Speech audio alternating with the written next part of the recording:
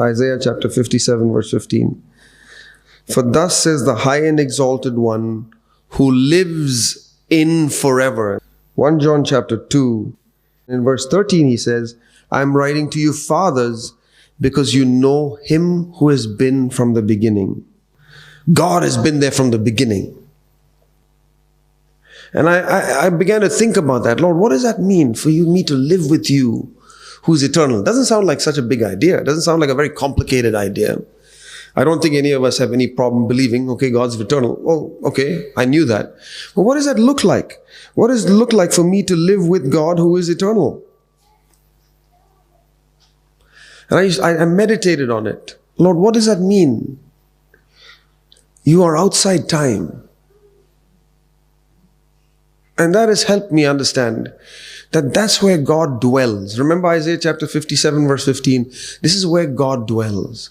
So when God invites me home, it says, come and live with me. God says, abide with me. Come and live in my home. Bring your stuff and live with me.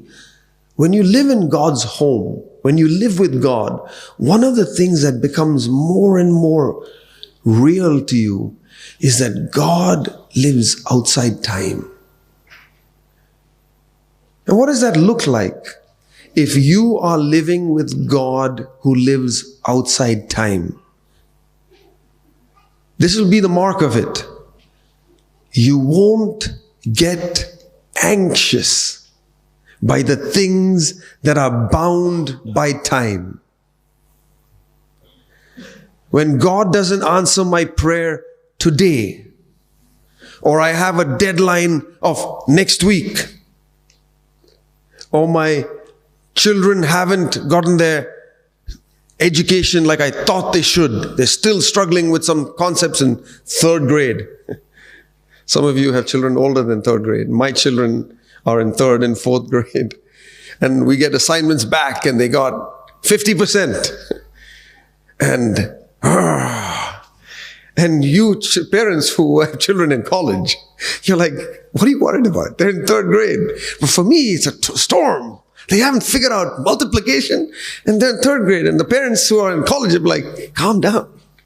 See, they are living outside the time of 3rd grade. They know what it is. I figured out math over time, but my child doesn't understand math and he's in 3rd grade or she's in 3rd grade, doesn't know how multiplication tables, and I'm living in time. Then you become a father of a 24-year-old or a 20-year-old, and you live outside the time of a 3rd grader. Then you become a different storm, which is, I need to get my children married.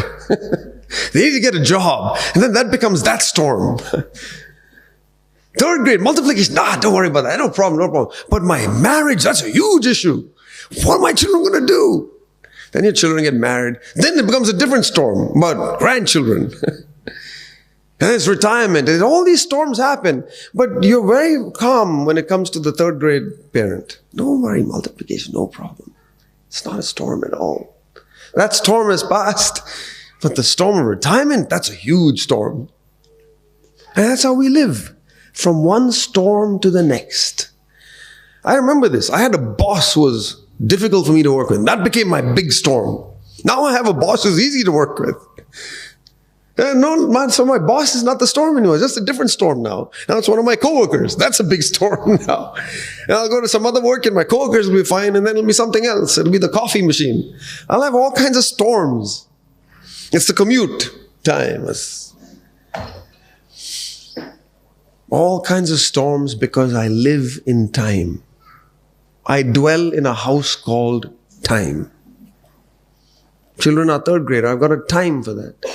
And what God says is, you come and live in my house. You dwell in eternity. There's no watch. God doesn't wear a watch. He doesn't say, what time is it? Time is something that is on this earth. He lives in forever.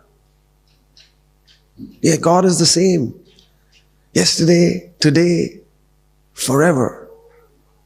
And the challenge for me is to mature in the faith.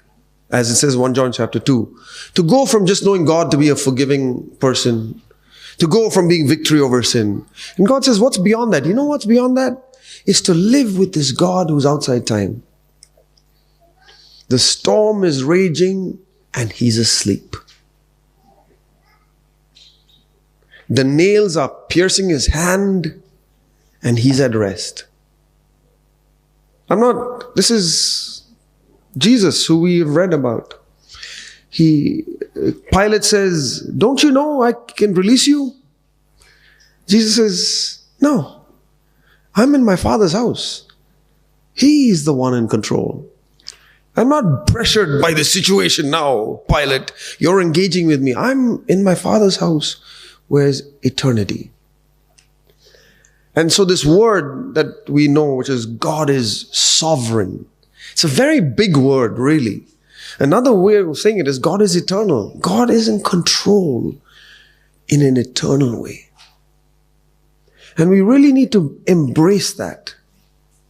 And our challenge is, so often I sin, so often we sin, because we're so time-bound. This teacher really needs to do better at teaching my children. This job really needs to work differently. This airline really needs to do things differently in the way they serve their food on the plane. All of these things, or the way they take my baggage, or the way my traffic works, all these little things, time-bound issues. God's keeping on telling me, come and abide in me. Abide with me. And I'm eternal. And if I'm eternal, you'll relax. Knowing that God can order circumstances.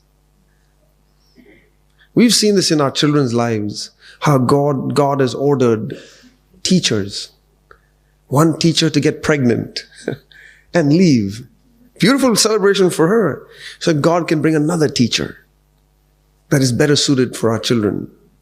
And sometimes the teacher is not so suited for our children to help us, to not judge. And God orders everything, bringing the right help at the right time, giving us the right references to help us when our children have needs.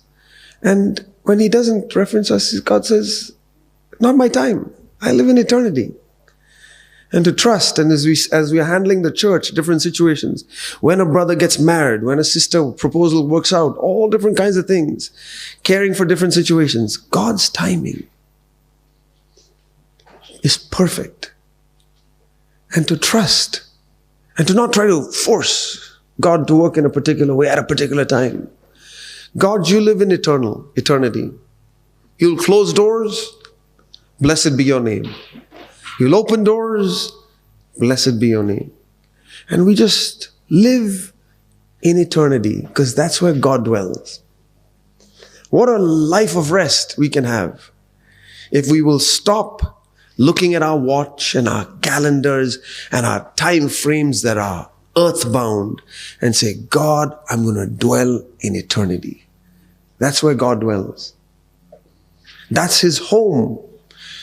So ask yourself, are you abiding with God? It's a very big deal to abide with God. The prodigal son had to come home and then he had to live in the house. And there's no place in God's house for our time-bound issues. God says, stop. You can't, all your issues can't stay in my house. You want me to work a particular way and drive a particular time according to your watch because your time? No, throw away your watch. When you come into my house, throw away your watch. I live in eternity. There's no such thing as time. I'll drive as I feel fit. And to some people, he gives different situations. To some, he gives children who have the same DNA as the rest of us. They could have certain challenges to walk, to talk, to think, to speak, to do math. To each person he gives. To some he gives difficult families. To some he gives easy mother-in-laws and father-in-laws. To others he gives more difficult ones. To some he gives easy opportunity to make lots of money. To others he makes it very difficult to make money month to month. All different challenges. And God says, we all know, we all have different trials. To some it's this, to some it's that. But God says, you can all live in eternity. That's my home. Come live with me. And so it's beautiful to see the Father running out to meet me. It's beautiful to celebrate with God. But then God says, you want to not just have the feast. Now you're going to live with me. I always imagine what must have been the prodigal son's life the next day. Then the feast is over. Now it's normal life. What does normal life look like? Number one, he lives in eternity. I'll take care of all of your issues. I know we are broke. I knew you wasted all my money. It was my money. You took the inheritance and now we don't have money. Don't worry. We live in eternity. We'll figure this out. We may have to have bread and water for the next 3 years. It's okay. We'll figure it out. There are consequences for the mistakes you made, but I live in eternity. Don't have to bring your troubles. I'm sovereign. I can turn water into wine. I can feed 5,000. No problem. Be anxious for nothing. It's a sin to be anxious. Because God's house is outside time. It's really important, dear brothers and sisters. It really blessed me to think of when it said, when you know you're growing into the faith, when you're becoming a father in the faith, is when you see me as eternal. Use that as a way of knowing that you're maturing in the faith, that you're more and more relaxed. When people bring troubles to you, you're like, it's okay, guys. We've got a Father. He'll take care of us. He'll help us. Yes, we have to use our wisdom to make decisions in short periods of time, but we've got a Father. He's eternal. Outside time. This day will come, this day will go, next deliverable will come, next deadline will come, next deadline will go. My home is eternal. The boat is shaking, the water is coming into the boat. Jesus is living in the Father's house of eternal. What a beautiful place to live in. And that's the life I want to live. I want to draw people more. I want to invite people more. I want to ask people to come with me in our church, in our lives, to say, live with God who's eternal. And God's trying to tell me that too in my own life. Sandeep, you're getting into so many problems because you want me to come with you into your time-bound issue. Live with me. All these problems will all get solved. Abide in God's house. Don't come just for the party on Sunday mornings and then leave on Monday like the prodigal son. God's inviting you to stay in the house beyond the party, beyond the celebration, which is the first thing. And as we stay in the house, He says, your issues, no worries. I've got this. No worries. No worries in this house here. I live outside time. And I want you to show your children, dear parents, God is wanting us as parents to show our children that we live with God who is eternal. God's got this under control. God's got everything under control. God's got that issue with your fellow student who's constantly teasing you. Let's take it to God. Let's ask God. I remember that one time when I was interacting with the situation where I felt, oh, you know what? I need to email the principal and let him know about this. Because one of my children was struggling with something in some situation at school. And I felt that school needed to step in and help. And the Lord checked me and said, hold on. First, why aren't you checking with me? Do you think, Sandeep, that I have created this issue, that I have allowed this issue in your child's school because I'm trying to reach your child?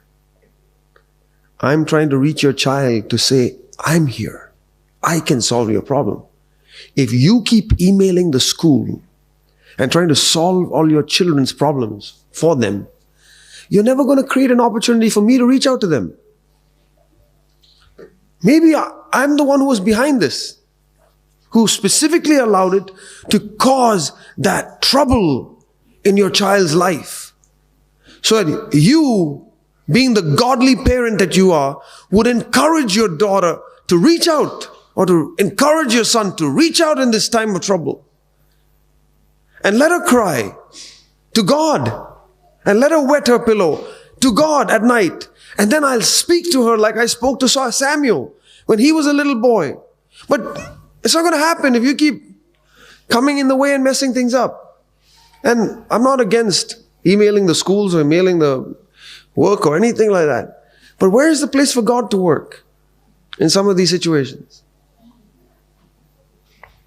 Take it to the Lord in prayer. Lord, am I giving you the space? Your outside time. Some of these problems of pain, look at your own life. Look at where God spoke to you most clearly. Wasn't it at the times when it was a moment of pain? Wasn't it in a moment of trouble that's where God could speak so clearly? Is it going to be any different in your child's lives? Is it going to be any different in our co-workers' lives? In that moment of pain, for us to be able to be messengers of God's word, that we can speak to God, speak on God's behalf into a situation and bring life. But it won't happen if we're constantly getting in trying to make beds of roses for our children and wanting ourselves to have a bed of roses every day. We don't need God's voice. We don't need God. God says, I live outside time. I know you've got this time-bound issue, but come live in my house and rest. When the Pharaoh's army is just at the right time, I'll open the Red Sea. Not before then. I know the Pharaoh's army. I know exactly where they are. I know how fast their chariots are going. At the right time, you'll go through. Because it'll have to be at the right time, because right after that I need the Pharaoh's army to go into the water too, thinking they can catch up with you. And once they're halfway through, the water comes over and closes them. But if I open up the water 2 days earlier, the Pharaoh's army won't come into the water. At the right time. To maximize my glory, hold on. Hold on. I know the speed of the chariots. I know exactly what I'm doing. I live outside time. I know exactly what I'm doing. God bless us.